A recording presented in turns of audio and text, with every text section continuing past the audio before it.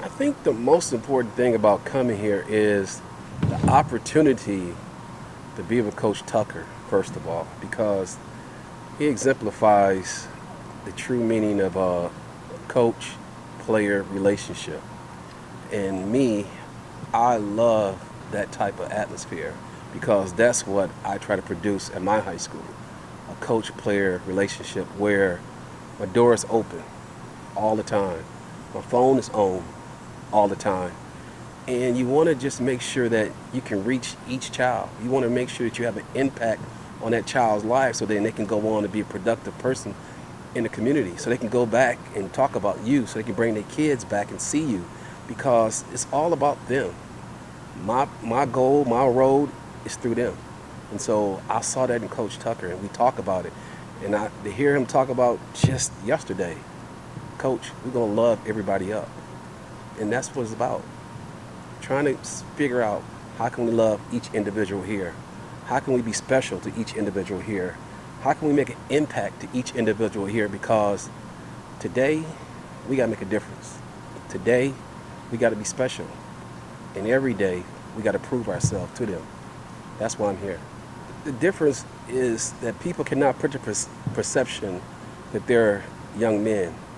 They cannot leave the perception that they are not a child. They are still growing adults. Somebody who needs somebody who hug them, somebody who needs somebody to talk to them. Because football is more high pressure because of you, because of the media, because the way how the media wants to portray them. And so you have to be there for them. You have to be there for them every step of the way. And if you notice practice, at the end of practice, they just don't walk off the field. They go back and talk to their coaches. They go back and get some words of encouragement for practice in. They come together and they try to make sure they get a bend, make sure they're mending with each other. They're creating a bond because you need each other. You got to make a team sport be a team sport. You got to make sure a team sport has a bonding issue to it. And so you got to have that most important thing that's going to be everlasting is that love piece. And that's it. What really transpired in me probably saying that, hey, it's time for me to make a change was I was thinking to myself that, hey, maybe I could do something. Maybe I can do a greater cause. Maybe I can be somebody better than what I am right now. And I just didn't know what. Because, my mother had passed and she always wanted me to do something different, probably beyond what I was doing. She always felt I was doing something good. But the most important thing, people always say, hey, are you going to ever go to college? And I would always say, one day. But then now I started looking at myself and I started saying, hey, it may be too late. And I just said, hey, I'm supposed to be doing something else right now. And I kept saying that. I think after my mother passed away, after taking care of her, being there, picking her up to wash her, to shower her, to change her every day, to change her compression, because she had compression ulcers and all that, and doing everything I could. It just kept making me feel like, you have to take this someplace else, and how you were able to care for your mother. You have to take this someplace else, and how you were able to bathe your mother and make her feel accepted of you doing that, because it's not a good thing when you do something like that, because she's afraid of you, she's scared of you, she's embarrassed of you, but you got to somehow make her know that you're just there to care for her. And you got to take that someplace else. You got to use that as your purpose. You got to use that as an obstacle to make you better. And so that really is what really changed my mind and said, hey, I have to do something else. I got to be better than I am right now. My mother passed away early this year, and I just started thinking about it, sitting there in COVID. You got a chance to sit there a lot of days by yourself, and you get a chance to reflect. And when you start reflecting, you start seeing all the young men that came through your life, and you start knowing that, hey, okay, you got probably the highest number of kids in the NFL right now. Hey, you can probably produce more Division I players than anybody in the Midwest right now. Hey, you did this. Hey, you did that. You did all these great things, but can you do something else? And that's where it is. Can you do something else? But when you have somebody answer you, when you start speaking, and somebody answer you, that's really what's great. That's really what makes them impact. Because when I start speaking about leaving, somebody answers you. It's like you didn't go knock on the door, you just start speaking it. And somebody came calling, somebody answered you. So That's the impact right there. And so that lets me know that the choices I was making was the choice right. It was right at that time. And so therefore, it was very easy because once someone asked, it was easily done. Most important thing, I started Coach Tucker one day. He was talking about, man, they don't know. You straight out of high school, you did everything. You know all about all this stuff. Go ahead, go talk to these kids, man. They need somebody. They need somebody to talk to. Go ahead, go do this. I say, I'm on it. Go ahead, build a relationship with these guys. And that's what it is. It's building relationships. And you know, when the recruits come on campus, I want to talk to them. I want to talk to them. I want to talk about their lives, talk about how it is, talk about how Michigan State is, and the good things I see. And there's a lot of good right now. There's a lot of good. There's a lot of good. The coaches, the bonding, and I think the most important thing when I think about, man, what made me say I'm coming here. One day I watched the coaches all drive up here, and when the coach came over to the car, he said, "Hey, this is my wife right here, my kids right here." All the coaches just left out their car. They was about ready to leave. They all went over there and just started meeting the wife, started talking to the wife, started doing. I said, "Wow, this is a great atmosphere. This is something great." I started talking about leaving. Do you want to leave? Everybody like, "You ain't leaving." I said, "I am. I'm ready to leave. I'm ready to retire." And so I said, "I'm gonna retire. I have enough years to retire. You know, I can just do what I want to do right now.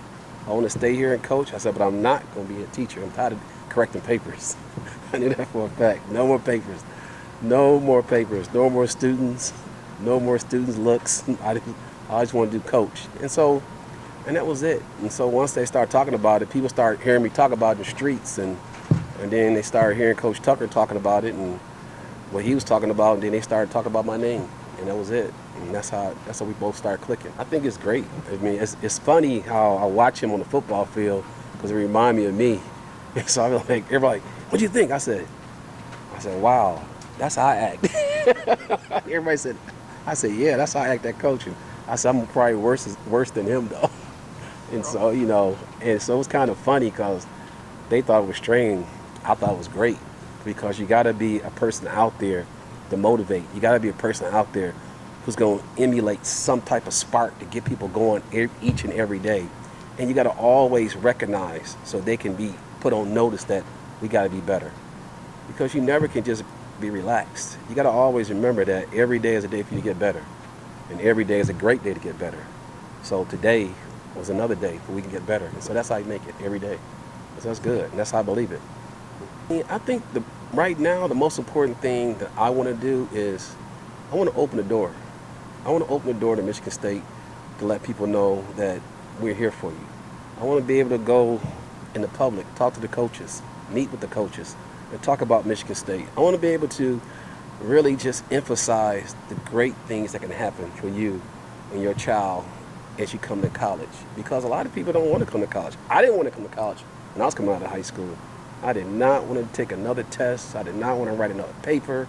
My friends had to convince me to go to college. My coach had to convince me to come to college. I just wanted to go to the Army like my brother. So I'm quite sure there's other people out there like that.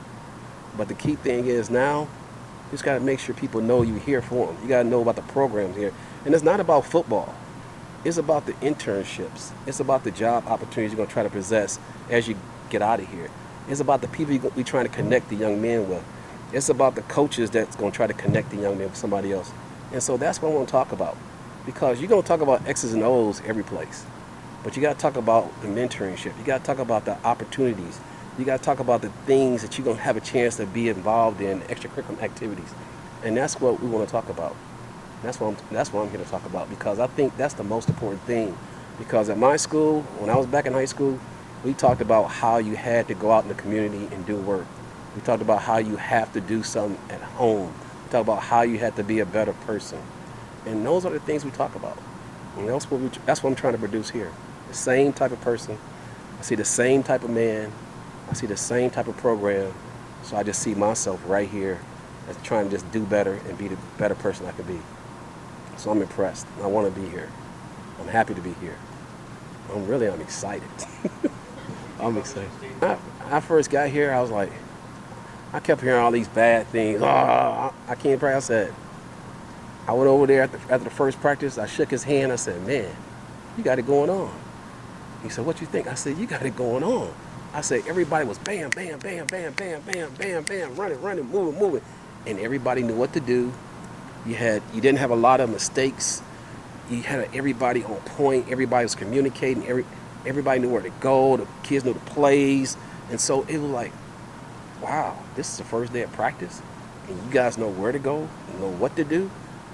That's the first part of practice, is trying to get somebody to know what to do, know the play, because you think they don't know it. And so, but they did a great job. They did it. The first day of practice was great. It was something in the books. It was something to build upon, and he keep building upon it every day.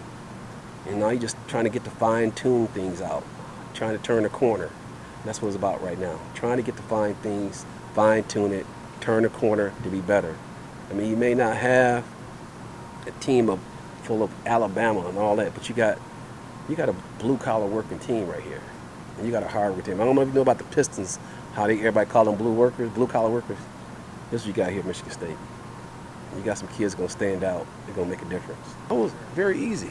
Hey, you know, lights gotta be paid, gas gotta be paid. Gotta get up here. No, but it's great though. No, it was easy because number one, my school was green and white, so I've always been in green and white, and I always liked Michigan State. I used to always ask Antonio, you know, I'm just gonna come up here and after I quit coaching, I'm gonna come up here and be with you, because you know I used to come up here all the time and hang out with him, talk to him, play chess and shoot pool and everything. So I mean, I have grown accustomed to coming up here a lot, and so I kind of like, I'm happy to be here, because it gives me an opportunity to make an impact. It gives me an opportunity to prove who I am, and I just want to do that. I just want to prove I could be a better person. That's it. It's like a fire drill for me, because I'm running, trying to do this, trying to do that, trying to learn this. You gotta learn this system. You gotta get in here. Get all the kids' names in here. Get all this right here. Get all the coaches lined up here. Make sure you got the map drawn out. Make sure. I'm like, oh gosh, all right. So I'm not really an office man, sit at the desk guy type of guy, but I gotta learn how to be structured and do it all. Because you still have to analyze the players and stuff like that. You have to analyze who you want, what type of guys you want, stuff like that.